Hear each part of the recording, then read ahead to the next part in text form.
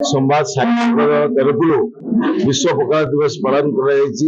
पुष्पांजलि भवन में से अवस्था समस्त पखाल प्रेमी मोर आंतरिक शुभेच्छा जनाऊँ। आम संस्कृति परिचय आम ओडिया ऐतिह्य आमर परंपरा और आम अस्मितार परिचय यह केवल उज्जीवित हो समस्त तरफ उद्यम रहा दरकार और जपरी भाव में आज सांप्रतिक परिस्थिति बर्तमान नूतन पीढ़ी मैंने पखाल प्रति आग्रह उत्साह कमी जाऊँगी। दिवस पालन होगा द्वारा निश्चित भाव में अन्य मान का आग्रह बढ़ नूतन पीढ़ी पर प्रभाव पड़े प्रभावित हो। ओडिया हिसाब से आमर परिचय दुईटा कथा गोटे है ओडिया भाषा आ गोटे है ओडिया भोक आ ओडिया भोक केवल पखाल ही तार तृष्णा मेटाए तेणु से ओडिया आज परिचित कर सारा विश्व में पखाल को आ से पखाल धीरे धीरे ओडिया को भी परिचित करुच्ची सारा विश्व में ये एक आभिमुख्य रखी आम पखाल दिवस आयोजन करूँ।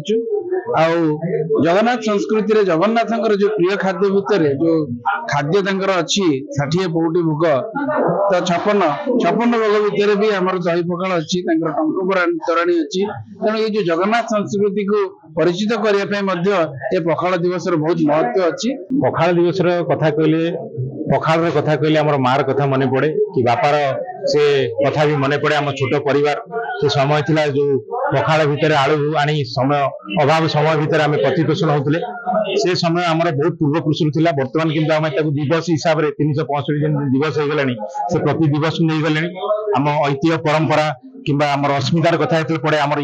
जगन्नाथ कथा पड़े सी पखाल संतुष्टि प्रत्येक ओडिशा ओडिया लोक एवं विश्व लोक बर्तमान से पखाल झुरुंट तार दिवस के समस्त अभिनंदन और आपण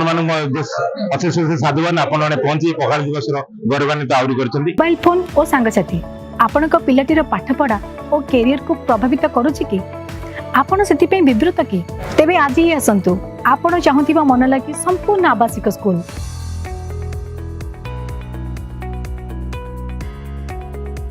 TSG गुरुकुल गोठपाटण भुवनेश्वर।